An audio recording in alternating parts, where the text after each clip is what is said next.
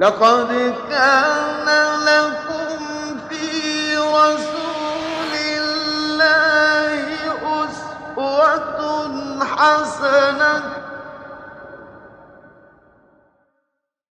اعوذ باللہ من الشیطان الرجیم بسم اللہ الرحمن الرحیم اللہم صلی علی محمد وعلی آل محمد کما صلیت علی ابراہیم وعلی آل ابراہیم انک حمید مجید اللہم بارک علی محمد وعلی آل محمد کما بارکت علی ابراہیم وعلی آل ابراہیم انک حمید مجید۔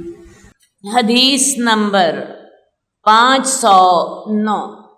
کعب بن عجرہ کہتے ہیں کہ ایک نابینا آدمی رسول اللہ صلی اللہ علیہ وسلم کے پاس آیا اور اس نے کہا، اے اللہ کے رسول، میں اذان کی آواز سنتا ہوں اور شاید میرے پاس کوئی ایسا رہنما نہ ہو جو مجھے مسجد لے جائے۔ یہ سوال کرنے والے ابن ام مکتوم تھے۔ یہ وہ نابینا صحابی تھے جو کہ حضرت خدیجہ کے پھپھی زاد بھائی تھے اور جن کے بارے میں قرآن مجید کی وہ آیت اتری ہوئی ہے، عبس وتولی۔ تو ابن ام مکتوم نے رسول اللہ صلی اللہ علیہ وسلم سے سوال کیا کہ یا رسول اللہ، مجھے اذان کی آواز آتی ہے اور بعض اوقات میرے پاس کوئی ایسا آدمی نہیں ہوتا جو ہاتھ پکڑ کے مجھے مسجد میں لے جائے۔ ظاہر ہے میں تو نابینا ہوں، تو میرے ساتھ تو کسی کو جانا ہوگا جو مجھے ساتھ لے کے تو مسجد میں جائے اور میں باجماعت نماز ادا کروں۔ تو ان کا مطلب یہ تھا کہ کیا مجھے اجازت مل سکتی ہے کہ میں نماز گھر میں پڑھ لیا کروں؟ تو ابن ام مکتوم نے یہ سوال رسول اللہ صلی اللہ علیہ وسلم سے کیا، آپ خاموش رہے۔ ابن ام مکتوم نے یہ سوال دوسری دفعہ بھی کیا، رسول اللہ صلی اللہ علیہ وسلم پھر بھی خاموش رہے۔ تیسری دفعہ یہ سوال کیا تو آپ نے انہیں کہا، کیا تو اذان کی آواز سنتا ہے؟ وہ کہنے لگی، یا رسول اللہ میں اذان کی آواز سنتا ہوں۔ تو آپ نے فرمایا، اگر اذان کی آواز سنتے ہو تو تم اللہ کی طرف بلانے والے کی پکار کو لبیک کہو، یعنی مسجد میں باجماعت نماز کے لیے جاؤ۔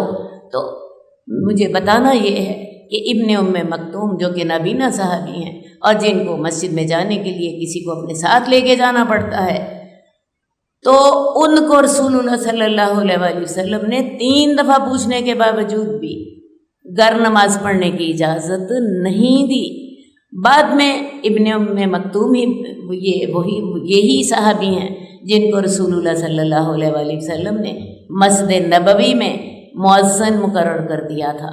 تو میں آپ سے یہ کہنا چاہتی ہوں کہ آج ہم بس باجماعت نماز کتنی آسانی سے ضائع کر دیتے ہیں، حالانکہ باجماعت نماز فرض ہے، باجماعت نماز کا ثواب 25 گنا ہے، لیکن اس کا جو ضائع کرنے والے لوگ ہیں اس کے لیے رسول اللہ صلی اللہ علیہ وسلم کی جو وعید ہے وہ بڑی سخت ہے۔ رسول اللہ صلی اللہ علیہ وسلم نے فرمایا کہ میرا دل چاہتا ہے کہ میں اپنی جگہ پہ کسی اور شخص کو امام مقرر کروں، اور جو لوگ اذان سن کر بھی نماز مسجد میں نہیں جاتے میں ان کے گھروں کو آگ لگا دوں۔ ایک اور حدیث میں آپ فرماتے ہیں کہ اگر مجھے عورتوں اور بچوں کا خیال نہ ہوتا تو میں ان لوگوں کے گھروں کو آگ لگا دیتا جو اذان کی آواز سنتے ہیں اور اس کے باوجود مسجد میں نہیں آتے۔ ویسے بھی میں آپ کو بتاؤں، قرآن مجید میں ہر جگہ اللہ تعالیٰ نے نماز پڑھنے کے لیے جو لفظ استعمال کیا ہے، یقیمون الصلاۃ، قرآن مجید کا حکم ہے اقیموا الصلاۃ، نماز قائم کرو، تو نماز قائم کرنے کا حکم ہے، تو نماز قائم باجماعت نماز کے ساتھ ہوتی ہے۔ حدیث میں نماز پڑھنے کا ذکر آتا ہے، قرآن مجید میں نماز پڑھنے کا ذکر کسی جگہ نہیں آتا، ہر جگہ پہ آتا ہے اقیموا الصلاۃ وآتوا الزکاۃ، نماز قائم کرو اور زکوٰۃ دو۔ تو نماز قائم کیسے ہوتی ہے؟ وہ مسجد میں ہی قائم ہوتی ہے کہ جب ایک امام باجماعت نماز ادا کرتا ہے اور تمام لوگ اس میں شامل ہو جاتے ہیں۔ ویسے بھی میں آپ کو بتاؤں، نماز قائم کرنے سے ایک سسٹم بنتا ہے اور اس سسٹم کے ساتھ سارے لوگ نماز میں شریک ہو جاتے ہیں، اول وقت شریک ہو جاتے ہیں اور نماز کی فیوز اور برکات جو ہیں وہ سمیٹ لیتے ہیں۔ علیحدہ جب ہم نماز ایک ایک کر کے پڑھتے ہیں تو آپ دیکھیے کوئی شخص وقت پہ پڑھ رہا ہے، کوئی شخص دیر سے پڑھ رہا ہے، اور پھر باجماعت نماز کا ثواب بھی نہیں ہوتا۔ خواتین یہ باجماعت نماز کا اگر اجر حاصل کرنا چاہتی ہیں تو ایسا کریں کہ جب نماز کا وقت ہو جائے تو اپنے گھروں میں ہی باجماعت نماز ادا کر لیا کریں۔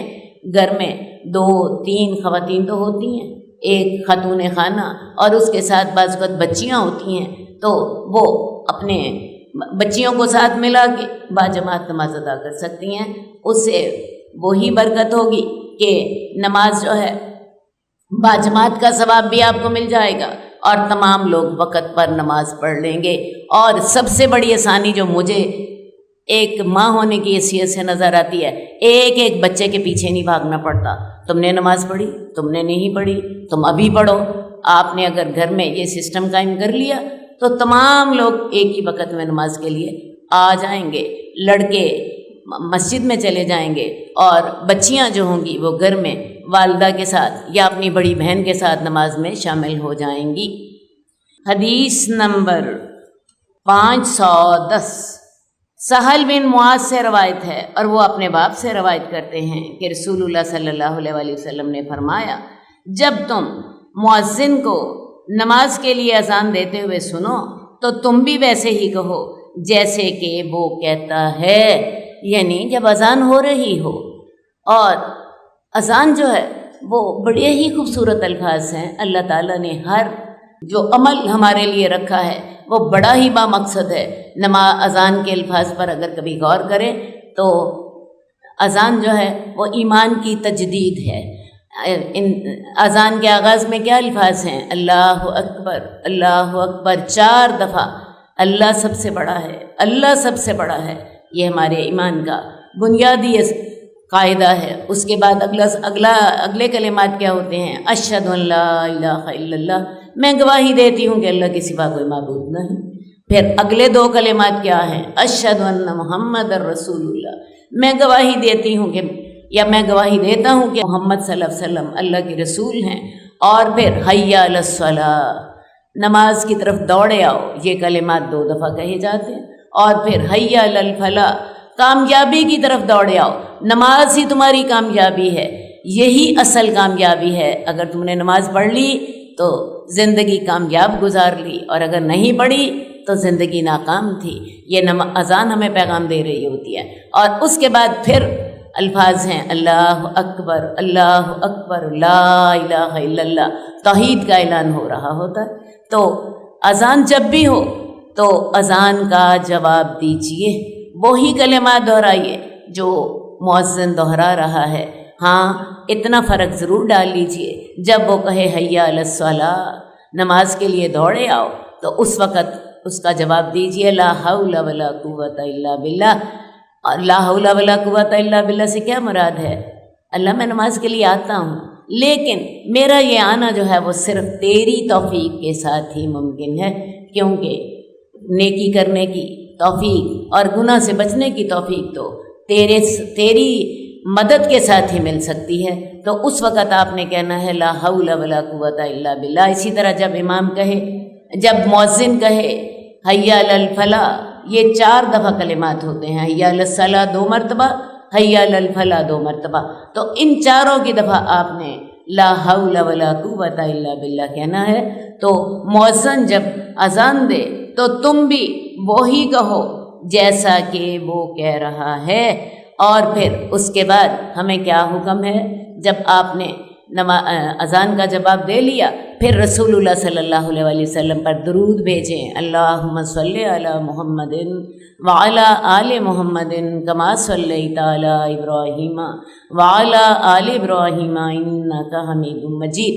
اور اس کے بعد پھر رسول اللہ صلی اللہ علیہ وسلم کے لیے دعا کیجیے، اللہم رب ھذہ الدعوۃ التامۃ والصلاۃ القائمۃ آت محمدا الوسیلۃ والفضیلۃ وابعثہ مقاما محمودا الذی وعدتہ۔ تو یہ دعا جو ہے اتنی رسول اللہ صلی اللہ علیہ وسلم کے لیے کیجیے۔ اس دعا کے معنی میرا خیال ہے آپ سمجھتی ہوں گی۔ اللہ تعالیٰ جو تو اس اذان کا اور جو تو نماز کا رب ہے، اللہ تعالیٰ رسول اللہ صلی اللہ علیہ وسلم کو قیامت والے دن وسیلہ عطا کرنا فضیلہ عطا کرنا اور مقام محمود عطا کرنا جس کا تو نے اس سے وعدہ کیا ہے۔ تو یہ تمام جو الفاظ ہیں یہ مقام محمود ہی کے دوسرے نام ہیں۔ اس وقت رسول اللہ صلی اللہ علیہ وسلم کے لیے دعا کیجئے۔ جب آپ یہ دعا کریں گے تو انشاءاللہ تعالی رسول اللہ صلی اللہ علیہ وسلم کی سفارش آپ کو نصیب ہوگی۔ جب آپ نے رسول اللہ صلی اللہ علیہ وسلم کے لیے دعا کی کہ اللہ تعالیٰ رسول اللہ صلی اللہ علیہ وسلم کو قیامت والے دن مقام محمود عطا کرنا اور وسیلہ اور فضیلہ عطا کرنا، تو اللہ کے رسول صلی اللہ علیہ وسلم آپ کی سفارش اس دن کریں گے۔ ایک اور حدیث میں آتا ہے کہ جب اذان ہوتی ہے تو اس وقت آسمان کے دروازے کھول دیے جاتے ہیں اور اس وقت دعا قبول ہوتی ہے۔ تو لہٰذا جس وقت آپ یہ دعا پڑھ لیں، اللہم رب ھذہ الدعوۃ التامۃ والصلاۃ القائمۃ آت محمدا الوسیلۃ والفضیلۃ وابعثہ مقاما محمودا، اس کے بعد دعا کیجئے۔ یہ دعا کی قبولیت کے اوقات ہیں، اس وقت آسمان کے دروازے کھلے ہیں، آپ کی دعا سیدھی اللہ تک پہنچتی ہے۔ تو لہٰذا اس موقع سے ضرور فائدہ اٹھائیے۔ حدیث نمبر 511 عبد الرحمن بن عوف سے روایت ہے کہ رسول اللہ صلی اللہ علیہ وسلم نے فرمایا کہ جب تم میں سے کوئی آدمی نماز میں بھول جائے اور اسے وہ نہ جانے کہ اس نے 1 رکعت پڑھی ہے یا 2، تو 1 پر اپنی نماز کی بنیاد رکھے، اور جب وہ یہ نہ جانے کہ 2 پڑھی ہیں یا 3، تو 2 پر بنیاد رکھے۔ اسی طرح جب 3 اور 4 میں شک ہو جائے تو 3 کو یقینی سمجھے۔ اب دیکھیے نماز میں شیطان جو ہے وہ ہمیں بہکانے کی کوشش کرتا ہے اور ہماری توجہ نماز سے ہٹاتا ہے، تو اس کی ایک بہت بڑی نشانی یہ بھی ہوتی ہے شیطان کے بہکانے کی کہ بعض اوقات ہمیں نماز کی رکعتیں بھول جاتی ہیں، یہ یاد نہیں رہتا میں نے 1 رکعت پڑھی ہے یا 2 پڑھی ہیں، 2 پڑھی ہیں یا 3 پڑھی ہیں۔ بعض اوقات تشہد میں بیٹھے ہوتے ہیں تو خیال آتا ہے کہ اوہ میں نے 4 رکعتیں تو پڑھی ہی نہیں، میں نے تو 3 رکعتیں پڑھی ہیں۔ تو ایسی بات صورت اگر ہو جائے، آپ کو شک پڑ گیا ہے، تو ایسا کریں، یقین پر بنیاد رکھیں۔ یقین پہ بنیاد رکھنے سے کیا مراد ہے؟ مثال کے طور پہ 4تھی رکعت میں تشہد میں آپ بیٹھی ہیں تو آپ کو خیال ہے کہ میں نے تو شاید 3 پڑھی ہیں، 4 نہیں پڑھی، تو ایسا کریں 3 کا تو آپ کو یقین ہے نا کہ 3 آپ نے لازماً پڑھی ہیں، تو 3 پر بنیاد رکھیے، اور 3 پر بنیاد رکھنے کا مطلب کیا ہوگا؟ اسی وقت کھڑے ہو جائیں، چھوڑ دیں تشہد، اسی وقت کھڑے ہو جائیں، 1 رکعت اور پڑھیے، اور وہ رکعت پڑھ کے تو پھر تشہد بیٹھیے، پھر تشہد بیٹھیں، اپنی رکعت پوری کر لیں۔ اسی طرح آپ کو دوسری رکعت میں یہ شک پڑ رہا ہے کہ پتہ نہیں میں نے 1 رکعت پڑھی تھی کہ 2 پڑھی تھی، تو ایسا کیجئے، کھڑے ہو جائیں اور اٹھ کے 1 رکعت پڑھ لیجئے، اور پھر جب آپ نے اس طرح کر کے نماز مکمل کی تو وہ سلام کرنے سے پہلے 2 سجدے کر لے۔ اب آپ نے اپنی رکعتیں پوری کر لی اپنے حساب کے مطابق، تو اب ایسا کریں کہ جب آپ نے سلام پھیرنا ہوا تو سلام پھیرنے سے پہلے بیٹھے بیٹھے ہی اللہ اکبر کہیں، سجدہ کریں، اور سجدہ کرنے کے بعد پھر دوبارہ بیٹھیے، اور بیٹھنے کے بعد پھر دوسرا سجدہ کر لیجئے، اور تشہد پڑھے بغیر السلام علیکم ورحمۃ اللہ، السلام علیکم ورحمۃ اللہ کہہ کے اپنی نماز کو مکمل کر لیجئے۔ اس کو کہتے ہیں سجدہ سہو۔ سجدہ سہو سے مراد ہوتا ہے کہ کوئی نماز میں غلطی ہو گئی تو یہ سجدہ اس کے لیے کافی ہو جاتا ہے۔ اب سجدہ سہو کے لیے آپ کو یہ پتہ ہونا چاہیے کہ یہ کن مواقع پہ ادا کیا جائے گا۔ سجدہ سہو جو ہے اگر 2 رکعتوں کے بعد تشہد بھول جائے، آپ تشہد میں بیٹھے بغیر کھڑی ہو گئے، تو 4تھی رکعت میں آپ کو یاد آیا کہ میں تو 2 رکعتوں کے بعد تو تشہد بیٹھی نہیں تھی، یا تیسری رکعت میں ہی آپ کو یاد آ گیا کہ اوہو مجھے تو تشہد بیٹھنا چاہیے تھا، تو ایسا کیجئے 4تھی رکعت میں سلام پھیرنے سے قبل 2 سجدے کر لیجئے۔ اسی طرح بعض اوقات جیسے رکعت انسان بھول جاتا ہے، اب حدیث میں آتا ہے کہ ایک دفعہ رسول اللہ صلی اللہ علیہ وسلم شاید ظہر کی نماز تھی، آپ نے کیا کیا کہ 2 رکعتیں پڑھانے کے بعد سلام پھیر دیا، اور بہت سے لوگ تو نماز پڑھ کے چلے بھی گئے، لیکن ایک صحابی تھے جن کا نام ذوالیدین تھا، انہوں نے رسول اللہ صلی اللہ علیہ وسلم سے کہا یا رسول اللہ کیا بات ہے، نماز کم کر دی گئی ہے یا آپ بھول گئے ہیں؟ رسول اللہ صلی اللہ علیہ وسلم نے جواب دیا نہ تو میں بھولا ہوں اور نہ ہی نماز کم کی گئی ہے۔ تو وہ کہنے لگے یا رسول اللہ پھر آپ بھول گئے ہیں کیونکہ آپ نے 2 رکعتیں پڑھائی ہیں۔ اللہ کے رسول صلی اللہ علیہ وسلم کے خیال میں آپ نے 4 ہی پڑھائی ہیں۔ تو آپ نے پھر دوسرے صحابہ سے پوچھا تو دوسرے صحابہ نے بھی بتایا کہ ہاں یا رسول اللہ آپ نے 2 ہی پڑھائی ہیں۔ تو رسول اللہ صلی اللہ علیہ وسلم نے اسی وقت اللہ اکبر کہا اور اللہ اکبر کہنے کے بعد 2 رکعتیں اور پڑھی اور اس کے بعد پھر سجدہ سہو کیا۔ پہلی 2 رکعتیں کاؤنٹ ہو گئیں، حالانکہ درمیان میں یہ باتیں بھی ہوئی ہیں، لیکن یہ باتیں چونکہ نمازی سے متعلق تھیں تو لہٰذا آپ کی پہلے 2 رکعتیں کاؤنٹ ہو گئیں اور دوسری 2 رکعتیں پڑھ کے تو آخر میں 2 سجدے کر رسول اللہ صلی اللہ علیہ وسلم نے 2 سجدے کر لیے۔ ایک بات میں آپ کو بتاتی چلی جاؤں کہ اگر کسی شخص نے قیام نہیں کیا یا رکوع نہیں کیا یا سجدہ نہیں کیا، اس کے لیے سجدہ سہو کافی نہیں ہوگا۔ مثال کے طور پہ آپ نے مغرب کی نماز پڑھی، 3 رکعتیں پڑھ کے آپ نے سلام پھیر دیا، بعد میں آپ کو خیال آیا کہ دوسری رکعت میں تو میں نے 2 سجدے نہیں کیے تھے، میں نے تو 1 سجدہ کیا تھا، یا آپ کو کسی شخص نے بتایا کہ جی آپ نے دوسری رکعت میں تو رکوع ہی نہیں کیا تھا اور آپ ڈائریکٹ سجدے میں ہی چلی گئی تھی، تو پھر میں آپ کو بتاؤں اس موقع پہ سجدہ سہو کافی نہیں ہوگا، کیونکہ رکوع اور سجود یہ نماز کے بنیادی ارکان ہیں، اور جب جہاں سے یہ آپ نے نہیں کیے وہاں سے نماز ہی نہیں ہوئی۔ جس مقام سے آپ نے سجدہ نہیں کیا یا رکوع نہیں کیا اس سے پہلے والی نماز درست تھی، اس سے پہلے والی نماز باقی رہے گی، اور اس کے بعد جہاں سے آپ نے رکوع نہیں کیا، فرض کیا دوسری رکعت میں آپ نے رکوع نہیں کیا، آپ ایسا کریں اللہ اکبر کہیں اور رکوع شروع کر دیں۔ رکوع سے پہلے والی نماز درست تھی، اب رکوع کریں اور رکوع کر کے 3 رکعتوں والی نماز ہے، اب 3 رکعتوں والی نماز کو مکمل کریں، یا 4 رکعتوں والی نماز ہے اسے مکمل کریں۔ اسی طرح اگر سجدہ کسی کا رہ گیا 2 کی بجائے 1 کر لیا تو تب بھی اس کی نماز ختم ہو گئی، اسے چاہیے کہ اس سے پہلے والی نماز تو باقی رہے گی اور اس کے بعد اگلے والی نماز کو وہ جہاں سے اس کا سجدہ رہا تھا وہیں سے اللہ اکبر کہہ کے 1 سجدہ اور کرے یا دونوں ہی سجدے کر لے تاکہ یہ شک بھی اس کا نکل جائے، اور اس کے بعد باقی 2 جو اس کی جتنی رکعتیں رہ گئی تھیں ان کو دہرائے۔ تو لہٰذا سجدہ سہو جو ہے یہ نہ رکعت کو کافی ہوتا ہے، نہ قیام کو، نہ رکوع کو کافی ہوتا ہے، نہ سجدے کو۔ رکعت آپ کو پڑھنی پڑے گی اور رکعت مکمل کرنی پڑے گی، اور مکمل کرنے کے بعد ہاں سجدہ سہو جو ہے یہ اس چیز کے لیے کافی ہے کہ یہ جو نماز میں تھوڑا سا خرابی ہو گئی تھی، آگے پیچھے ہو گیا تھا، یہ اس کی کمی کو پورا کر دے گی۔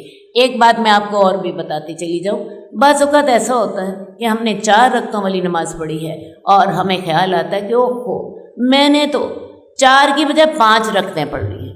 پہلی صورت میں نے آپ کو بتائی تھی جس میں انسان کو خیال ہوتا ہے کہ میں نے 4 کی بجائے 3 رکعتیں پڑھ لی ہیں، اس صورت میں تو آپ کھڑی ہوں گی اور دوبارہ آپ رکعت پڑھیں گی اور دوبارہ تشہد بیٹھیں گی اور پھر سجدہ سہو کر کے سلام پھیریں گی۔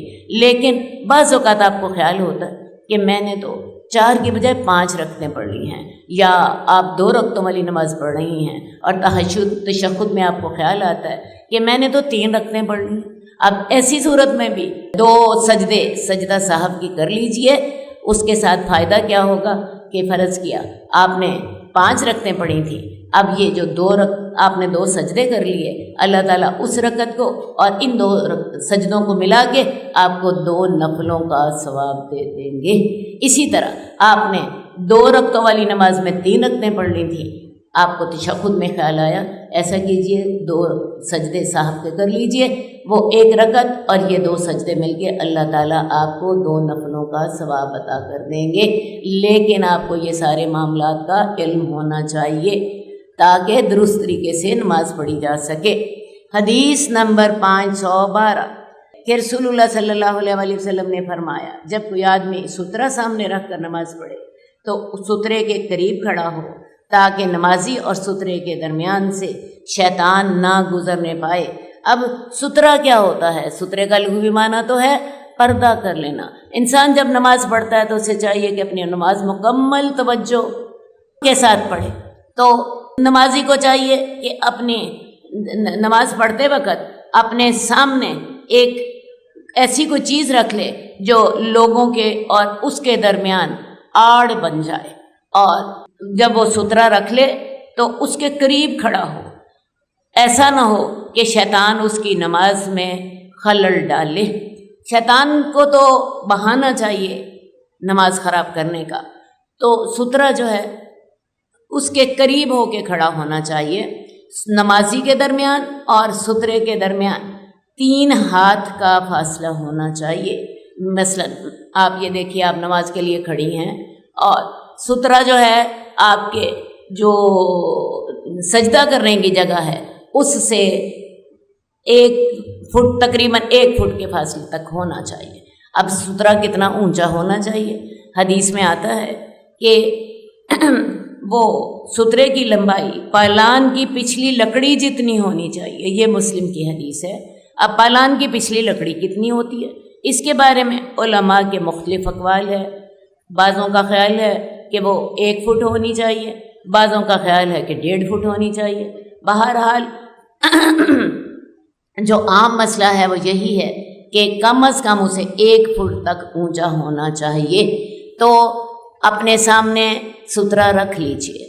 اب اگلی بات یہ ہے کہ صحابہ جب مسجد کے اندر نماز پڑھتے تھے، مسجد کے اندر بھی وہ مسجد نبوی کے ستونوں کے پیچھے نماز پڑھتے تھے تاکہ وہ ان کے لیے سترہ بن جائیں۔ تو یہ ایسی سنت ہے، عام طور پہ لوگ اس کی پرواہ نہیں کرتے، نماز پڑھنا شروع کر دیتے ہیں، حالانکہ نمازی کے آگے سے گزرنے کا بہت زیادہ گناہ ہوتا ہے۔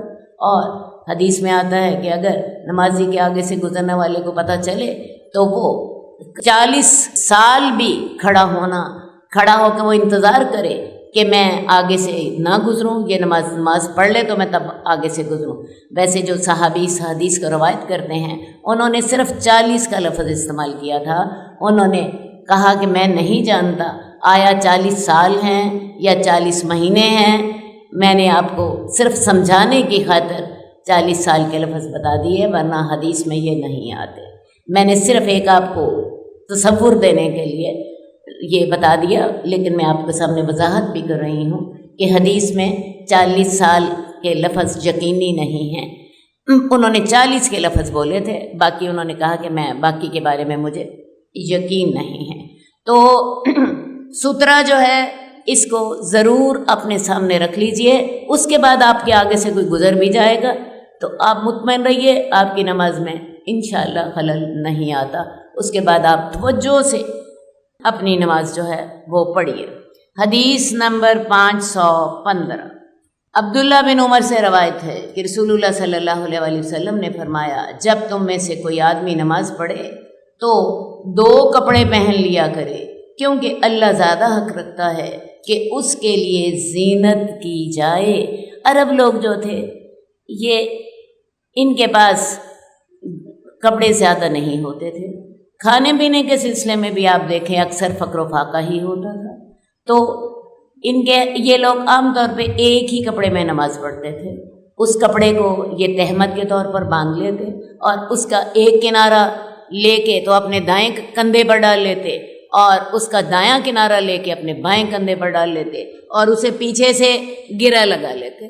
تو اس طرح کر کے یہ ایک ہی کپڑے میں نماز پڑھتے تھے، جس کا ایک حصہ ان کے دائیں کندھے پر تھوڑا سا ہوتا تھا اور بائیں کندھے پر ہوتا تھا، اور گردن کے پیچھے سے گرہ لگا لیتے تھے۔ اور یہ اس لیے کرتے تھے کہ کپڑا اتنا چھوٹا ہوتا تھا کہ اگر اسے یہ سامنے سے باندھے تو سطر کھلنے کا ڈر ہوتا تھا۔ تو اس انداز سے عرب لوگ نماز پڑھتے تھے، تو اسی لیے رسول اللہ صلی اللہ علیہ وسلم نے ایک کپڑے میں نماز ادا کرنا جائز قرار دی ہے، جبکہ انسان کے کندھوں پر کچھ ہو۔ تو اس حدیث میں آپ دیکھیے کہ اللہ کے رسول نے کیا کہا ہے، جب کوئی آدمی نماز پڑھے تو 2 کپڑے پہن لیا کرے۔ 2 کپڑے پہن لینے کی آپ نے ترغیب دی ہے، لیکن چونکہ اکثر اہل عرب کے پاس ہوتے نہیں تھے، اس لیے ایک کپڑے میں بھی نماز جائز رکھی ہے۔ اب یہ ہے کہ قرآن مجید میں اللہ تعالیٰ فرماتے ہیں، خُذُوا زِینَتَکُمْ عِنْدَ کُلِّ مسجد، تم جب مسجد جاؤ تو اپنی زینت اختیار کرو۔ زینت سے کیا مراد ہے کہ نماز کے لیے پاک صاف ہو کر اللہ کے دربار میں حاضر ہو۔ اسی لیے اللہ تعالیٰ نے نماز کے لیے غسل کی ضرورت رکھی ہے۔ اگر انسان کا جسم پاک نہیں ہے تو اسے غسل کیے بغیر وہ نماز نہیں پڑھ سکتا، اور اگر وہ پاک بھی ہے تو تب بھی وضو کرنا ہے۔ جسم کے وہ اعضاء جو کہ عام طور پر کھلے رہتے ہیں اور ان کے گندے ہونے کے امکانات زیادہ ہوتے ہیں، آپ دیکھ لیجئے اللہ تعالیٰ نے ان کو دھونا ہمارے لیے لازمی قرار دیا۔ تو انسان اللہ تعالیٰ کے لیے کے پاس اللہ کے دربار میں جب حاضر ہو رہا ہے تو جتنا صاف ستھرا ہو کے حاضر ہو سکتا ہے اسے حاضر ہونا چاہیے، کیونکہ اللہ زیادہ حق رکھتے ہیں کہ اس کے لیے زیب و زینت اختیار کی جائے۔ یہاں زیب و زینت سے مراد مکمل کپڑے پہننا ہے۔ تو نماز کے لیے جب آپ مسجد جائیں تو اس وقت میلے کچیلے کپڑوں میں نہیں جانا چاہیے۔ اسی طرح رسول اللہ صلی اللہ علیہ وسلم نے اس بات سے بھی منع کیا کہ انسان بدبودار سبزیاں کھا کے مسجد جائے، مثلا لہسن اور پیاز کھا کر مسجد میں جانے سے آپ نے منع فرمایا۔ اسی طرح گندنے کا ساگ جو ہوتا ہے اس میں سے بھی بری اسمیل آتی ہے، تو ایسی چیزیں کھا کے مسجد میں نہ جانا چاہیے کیونکہ دوسرے لوگوں کو تکلیف ہوتی ہے۔ اس کے علاوہ جو مسجد میں فرشتے حاضر ہوتے ہیں انہیں بھی تکلیف ہوتی ہے۔ ہاں اگر یہ پیاز اور لہسن پکا لیے جائیں، پکانے کے بعد ان کی بدبو ختم ہو جاتی ہے، تو پھر ان کو کھا کر آپ مسجد میں جا سکتے ہیں۔ حدیث نمبر 517 ربیش بنت معوذ سے روایت ہے کہ رسول اللہ صلی اللہ علیہ وسلم نے فرمایا، جب تم نماز جنازہ پڑھو، جب لوگ نماز جنازہ پڑھتے ہیں اور میت کی تعریف کرتے ہیں، اللہ رب العزت فرماتے ہیں میں نے ان نیکیوں کی بنا پر اپنے بندوں کی شہادت کو نافذ کر دیا جس کو وہ جانتے ہیں، اور میں اس کے لیے بخشش کا اعلان کرتا ہوں جس کو وہ نہیں جانتے۔ اب اللہ تعالیٰ نے کتنا خوبصورت ہمیں طریقہ دیا کہ جب ایک انسان فوت ہو جائے اس کو نہلاؤ، دھلاؤ، صاف ستھرا کر کے اللہ کے حضور پہنچا دو، اور پھر اس کی نماز جنازہ پڑھو، تمام لوگ مل کے اس کے لیے دعا کریں، ایک دعائے مغفرت کریں۔ یہ میت کے لیے سب سے بڑا تحفہ ہوتا ہے جس کو اس کی اگلی زندگی میں سب سے زیادہ ضرورت ہوتی ہے۔ تو جب لوگ نماز جنازہ پڑھ لیتے ہیں اور اس آدمی کی اچھی بات کرتے ہیں، مثال کے طور پہ آدمی بڑا نیک تھا، نمازی تھا، بڑا ہمدرد تھا، میرے ساتھ اس کے جو تھے تعلقات بڑے اچھے تھے، تو اس طرح کی بات جب انسان کرتا ہے تو اللہ رب العزت اس وقت فرماتے ہیں میں نے تمہاری شہادت قبول کر لی، جو تم نے منہ سے کہا میں نے اسے قبول کر لیا، جو کہ تم جانتے تھے اور جو تم نہیں جانتے تھے، جو اس کی برائیاں تم سے ڈکی ہوئی تھیں، تمہارے سامنے ظاہر نہیں ہو رہی تھی، تو میں نے ان کو تمہاری اس نماز جنازہ کی بنا پہ میں نے ان کی معافی کر دی، تمہاری اچھی بات کو میں نے قبول کر لیا، اور جن برائیوں کے بارے میں تم نہیں جانتے تھے اور میں جانتا تھا، تمہاری مغفرت کی بنا پر میں نے اس کی ان برائیوں کو بھی معاف کر دیا۔ تو یہ ہے نماز جنازہ کا فائدہ۔ نماز جنازہ کے ساتھ میت کے گناہ معاف ہو جاتے ہیں، اور اللہ تعالیٰ مسلمانوں کی جو سفارش ہوتی ہے جو ہم سب مل کے میت کے لیے کرتے ہیں اسے قبول فرماتے ہیں۔ اب یہ ہے کہ یہ جو نماز جنازہ ہے اس کے لیے ضرور کوشش کرنی چاہیے۔ حدیث میں آتا ہے کہ جس شخص کے لیے 3 صفحے بن جائیں اللہ تعالیٰ اس کو معاف فرما دیتے ہیں۔ تو نماز جنازہ جو ہے اس کا بہت زیادہ اجر حدیث میں بتایا گیا ہے۔ حدیث میں آتا ہے کہ جس نے نماز جنازہ پڑھی اس کو 2 قرات ثواب ملتے ہیں، جس نے نماز جنازہ پڑھی اس کو 1 قرات ثواب ملتا ہے، اور جس نے میت کو دفن ہونے تک وہاں رہا اس کو 2 قرات ثواب ملتے ہیں۔ یعنی جو نماز جنازہ پڑھ کے چلا گیا اس کو 1 قرات ثواب ملتا ہے، اور جو دفن ہونے تک وہاں ساتھ رہا اس کو 2 قرات ثواب ملتے ہیں۔ پوچھا گیا یا رسول اللہ کہ قرات کتنا ہوتا ہے؟ تو آپ نے فرمایا بہت بڑا پہاڑ جیسا، پہاڑ جیسا۔ تو اتنا بڑا اجر اللہ تعالیٰ نے رکھا ہے۔ اس حدیث سے آپ کو ایک بات کی اور بھی سمجھ آئی کہ میت کے لیے اچھی بات کرنی چاہیے، میت کی تعریف کرنی چاہیے، اور اگر آپ تعریف نہیں کر سکتے تو پھر کم از کم خاموشی اختیار کیجیے، کیونکہ ہم نے پیچھے بھی پڑھا تھا کہ میت جو ہے وہ اپنے عمل کو پہنچ چکی، اگر اس نے برا کیا تھا اب قبر میں سب حساب کتاب شروع ہو گئے، اس لیے اب اس کی برائی کرنی، اب اس کی برائی نہ کرو۔ اسی طرح ایک اور حدیث میں آتا ہے کہ رسول اللہ صلی اللہ علیہ وسلم تشریف فرما تھے، ایک جنازہ گزرا، لوگوں نے اس کی جنازے کی تعریف کی، رسول اللہ صلی اللہ علیہ وسلم نے کہا وجبت۔ ایک اور جنازہ گزرا، تھوڑی دیر کے بعد اس کی بارے میں لوگ بری باتیں کر رہے تھے، اللہ کے رسول صلی اللہ علیہ وسلم نے پھر فرمایا واجبت۔ حضرت عمر بن خطاب وہاں تشریف فرما تھے، کہنے لگے یا رسول اللہ کیا واجب ہو گیا؟ تو آپ نے فرمایا کہ پہلے آدمی کا لوگ تذکرہ خیر کر رہے تھے، اس کے لیے جنت واجب ہو گئی، اور یہ جو دوسری میت تھی اس کا لوگ برا ذکر کر رہے تھے، اس کے لیے جہنم واجب ہو گئی۔ اور ساتھ ہی آپ نے فرمایا تم لوگ زمین میں اللہ تعالیٰ کے گواہ ہو، اللہ تمہاری گواہیاں سنتا ہے اور قبول کرتا ہے۔ یہ متفق علیہ حدیث ہے، تو لہٰذا مرنے والے کے بارے میں بری گواہیاں نہ دیجیے، ایسا نہ ہو آپ کی بری گواہی کی وجہ سے اللہ تعالیٰ جو ہیں اس کے لیے جہنم کو واجب کر دیں۔ کتنی بڑی بات ہے، اور یہی سوچ لیا کریں کہ بھئی وہ تو اپنے انجام کو پہنچ گیا، وہ تو اپنے انجام کو پہنچ گیا، میت کی اچھی بات کیجئے ورنہ خاموش رہیے، کیونکہ لوگ زمین میں اللہ تعالیٰ کے گواہ ہیں۔ حدیث نمبر 521 حذیفہ سے روایت ہے کہ رسول اللہ صلی اللہ علیہ وسلم نے فرمایا جب تم میں سے کوئی ایک اپنی نماز میں ہوتا ہے، اللہ رب العزت اپنے چہرے کے ساتھ اس کے سامنے متوجہ ہوتے ہیں۔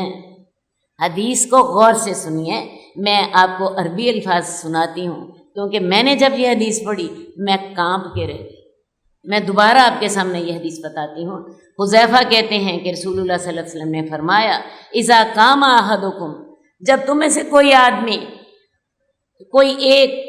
آدمی نماز میں کھڑا ہوتا ہے، یقبل اللہ علیہ بوجہہ، اللہ رب العزت اپنے چہرے کے ساتھ اس کی طرف متوجہ ہوتے ہیں۔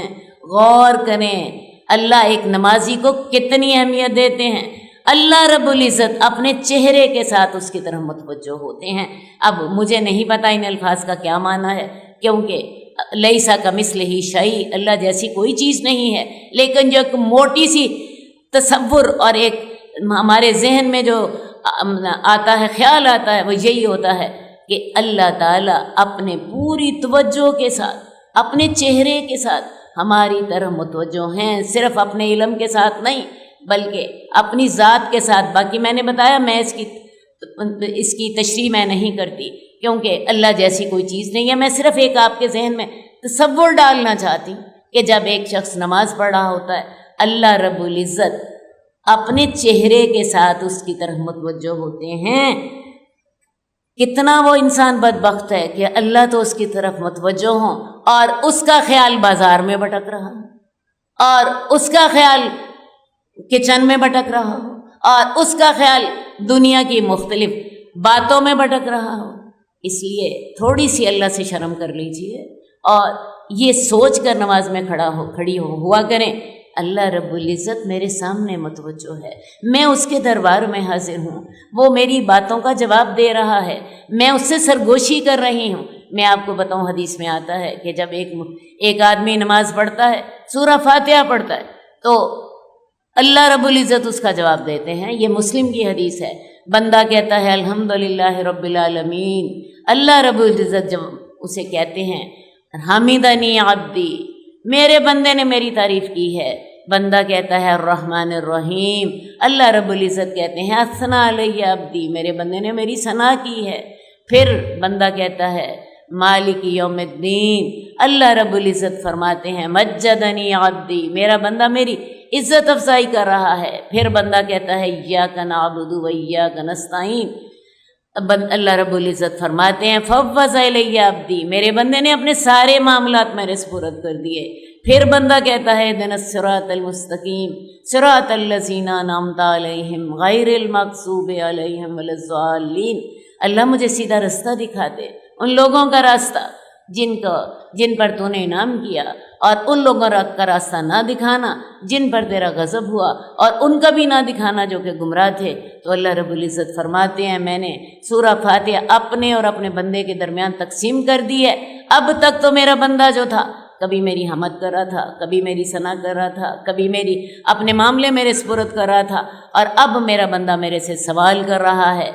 मैं जो मेरे बंदे ने मांगा मैंने उसको अता कर दिया। अल्लाह उसी वक़्त ऐलान कर देते हैं कि मेरा बंदा मेरे से सिराते मुस्तकीम मांग रहा है, मैं उसे दे देता हूँ। तो अल्लाह ताला अपने बंदे के साथ सरगोशी कर रहे होते हैं। इंसान अपने रब के दरबार में होता है, रब उसकी तरफ अपने चेहरे के साथ मतवज्जो होते हैं। गौर तो कीजिए कि एक नमाजी का कितना मुकाम अल्लाह के यहाँ है। तो जब कोई आदमी अपने नमाज में होता है, अल्लाह रब्बुल इज़्ज़त अपने चेहरे के साथ उसकी तरफ मुतवज्जो होते हैं। तो तुम में से कोई एक अपने किबले में यानी अपने सजदे की जगह पर ना थूके, दाईं तरफ भी ना थूके, क्योंकि नेकियां लिखने वाला फरिश्ता उसकी दाईं तरफ होता है। हाँ, अगर उसे ज़रूरत है तो वो अपने बाईं तरफ थूक सकता है। सामने तो अल्लाह रब्बुल इज़्ज़त, दाईं तरफ नेकियों का फरिश्ता, वहाँ भी ना थूके। अगर उसे थूकने की ज़रूरत पेश आती है तो बाईं तरफ थूक सकता है। और फिर इस थूकने का कफ़ारा ये बताया गया कि इंसान जो है थूक कर अपनी थूक को जो है उसको मट्टी में दफन कर दे। उस दौर में जब अल्लाह के रसूल सल्लल्लाहु अलैहि वसल्लम का दौर था, मसाजिद कच्ची होती थीं और मस्जिद ज़मीन पर लोग नमाज़ पढ़ते थे। ये इतना वक्त गुजरने के बाद अब ऐसा मौका है कि हमारी मसाजिद में कालीन बिछे होते हैं और हम उनके ऊपर नमाज़ पढ़ रहे होते हैं, वरना मस्जिद नबवी में तो लोग नंगी ज़मीन पर नमाज़ पढ़ते थे। तो लिहाजा उसने अगर थूक फेंकी है तो उसको मट्टी में दफन कर दे। अब आजकल इंसान अगर को थूकने की ज़रूरत पेश आए तो ऐसा करें, टिश्यू पेपर में थूक लीजिए, बड़ा मामला आसान है। टिश्यू पेपर में थूक लें और बाद में उसको फेंक दें, या अपने दुपट्टे में आप थूक सकती हैं और बाद में उसको धो सकती हैं। हदीस नंबर 523। अब्दुल्ला बिन उमर कहते हैं कि रसूलुल्लाह सल्लल्लाहु अलैहि वसल्लम ने फरमाया, जब साहिब कुरान रात और दिन की घड़ियों में क़याम करके कुरान मजीद पढ़ता है तो इसे कुरान याद रहता है, वरना अगर वो क़याम ना करे तो कुरान उसको भूल जाता है। तो क्या हमें इस हदीस से सबक मिला कि हाफ़िज़े कुरान को जो है तहज्जुद ज़रूर पढ़नी चाहिए, क्योंकि कुरान मजीद जो है ये इसका कुरान मजीद हकीकत में एक मोजज़ा है और ये हिफ़्ज़ हो जाता है। दुनिया की कोई किताब ऐसी नहीं है जो कि हिफ़्ज़ हो जाए। तो बहुत से लोग इसको हिफ्ज़ कर लेते हैं, लेकिन कुरान को याद रखने के लिए लाजमी है कि हाफ़िज़े कुरान इसे तहज्जुद में रोज़ पढ़े, रोज़ाना इसकी मंज़िल दोहराया करे। वैसे भी मैं आपको बताऊं, जब हाफ़िज़े कुरान हिफ़्ज़ करते हैं तो ये रोज़ाना अपनी मंज़िल सुनाते हैं, वरना इनको आगे से ये पढ़ते जाएं और पीछे से इनको भूलता जाए, और हिफ़्ज़ करने के बाद भी सारी उम्र इसकी ड्यूटी देनी पड़ती है। अगर इसको याद न किया जाए तो ये बड़ी जल्दी भूल जाता है, बड़ी जल्दी भूल जाता है। तो लिहाजा इसको याद करने का तरीका क्या है? 2 तरीके हैं। एक तो इसी हदीस में बताया गया है कि हाफ़िज़े कुरान रोज़ाना तहज्जुद पढ़े, और दूसरा, और दिन को भी नमाज़ों में लंबा क़याम करे और अपने कुरान को दोहराता रहे। और दूसरा इसका तरीका ये है कि इंसान रमज़ान में तरावी ज़रूर पढ़ाए। रमज़ान में जब इंसान रोज़ाना एक सिपारा सुनाता है तो मैं आपको बताऊं कुरान की दोहराई हो जाती है। तो सही बात यह है कि कुरान हिफ़्ज़ करना आसान है, लेकिन कुरान को याद रखना मुश्किल है। इसको हम अपनी इस्तिलाह में कहते हैं قرآن کا حفظ تو آسان ہے لیکن اس کا ضبط مشکل ہے، تو اس ضبط کے لیے ساری عمر محنت کرنی پڑتی ہے۔ اسی لیے حافظ قرآن کا اللہ تعالیٰ نے بہت بڑا درجہ رکھا ہے۔ آپ کو پتہ ہے حافظ قرآن کے بارے میں حدیث میں آتا ہے کہ قیامت والے دن اللہ تعالیٰ اسے کہیں گے تو قرآن پڑھتا جا اور جنت کے درجے چڑھتا جا، اور جب تک وہ قرآن پڑھتا جائے گا اس کے درجے بلند ہوتے چلے جائیں گے، اور جہاں اس کا قرآن ختم ہوگا وہی اس کا مقام ہوگا۔ اسی طرح قرآن کے جو حافظ قرآن ہیں ان کے والدین کو اللہ تعالیٰ ایسا تاج پہنائیں گے جس کے جو نگ ہوں گے ان کے ساتھ اتنی ان کی روشنی ہوگی کہ ان سے تمام دنیا روشن ہو رہی ہوگی۔ بہرحال یہ درجہ جو ہے یہ بہت بڑا ہے، لیکن صحیح بات ہے اس کے لیے بہت محنت کرنی پڑتی ہے، اور یہ محنت ساری عمر کرنی پڑتی ہے۔ اب ایک بات میں اس موقع پہ کہنا چاہوں گی کہ بہت سے لوگ ہیں وہ اپنے بیٹوں کو تو حفظ کرا لیتے ہیں، اور بیٹیوں کی حفظ کی دفعہ ان کا خیال ہوتا ہے نہیں جی لڑکیوں سے اتنی محنت نہیں ہوتی، ان کے بچے ہو جانے ہیں، کل کو ان کی جو ہے گھر کی ذمہ داریاں ان پر پڑیں گی تو ان سے قرآن یاد نہیں رہے گا۔ لیکن میں ایک بات ضرور توجہ دلانا چاہوں گی، لڑکیوں کو ڈاکٹر بناتے وقت تو کسی کو خیال نہیں آتا کہ ڈاکٹر کی ڈیوٹی 24 گھنٹے کی ہوتی ہے۔ میں نے اپنے گھر میں اپنے بھائی کو دیکھا تھا، وہ آدھی رات کو بھی مریض آ جاتا تھا اور انہیں اٹھ کے جانا پڑتا تھا۔ تو اسی طرح عورت کی بھی جب ڈاکٹر ہو تو اخلاقی طور پر تو اس کی ذمہ داری یہی ہے کہ اگر کوئی مریض کے بارے میں اسے بلایا جائے تو اس کو جانا چاہیے۔ تو ڈاکٹر بنانے کے لیے تو کوئی یہ نہیں سوچتا کہ بچیاں بیچاری جو ہیں انہیں کل کو ان کی ذمہ داریاں کتنی بڑھ جائیں گی، تو یہ کیسے اپنی ذمہ داریاں ادا کر سکیں گی۔ انہیں اپنی جو ہیں میڈیکل کی ذمہ داریاں بھی دینی ہیں، اور انہیں اپنے گھر کی بھی ذمہ داریاں دینی ہیں، بچوں کی بھی ذمہ داریاں دینی ہیں۔ اس وقت کسی کو خیال نہیں آتا، ہاں قرآن حفظ کرتے وقت ضرور خیال آ جاتا ہے۔ تو اپنی بچیوں کے ساتھ یہ ظلم نہ کیجیے۔ اگر ایک خاتون میڈیکل کے ساتھ جاب بھی کر سکتی ہے اور اپنا گھر بھی سنبھال سکتی ہے تو ایک عورت حافظ قرآن کیوں نہیں ہو سکتی؟ اور ویسے بھی ہم نے الحمدللہ اس کا تجربہ کیا ہے۔ آپ کو پتہ ہے میری 6 بیٹیاں ہیں ماشاءاللہ، اور 6 کی 6 حافظ ہیں، اور اللہ کا شکر ہے ہر سال تراویح میں رمضان میں وہ تراویح سناتی ہیں، اور آئندہ کی نسل کے لیے بھی الحمدللہ ہم نے یہ طے کیا ہوا ہے کہ ہمارے جو بچے ہیں وہ سارے کے سارے پہلے حفظ کریں گے اور اسکولنگ ان کی بعد میں ہوگی۔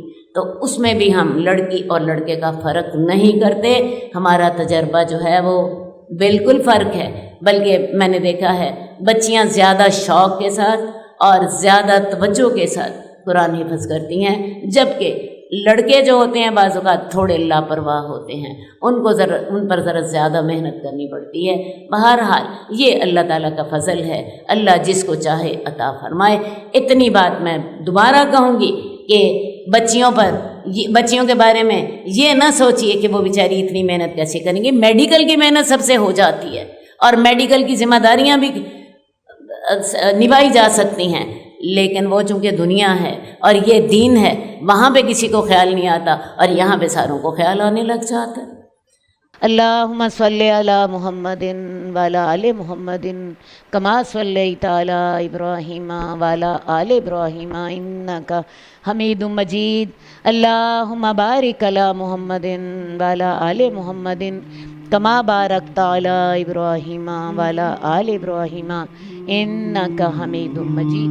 مولاي صل وسلم دائما ابدا على حبيبك خير الخلق كلهم مولاي صل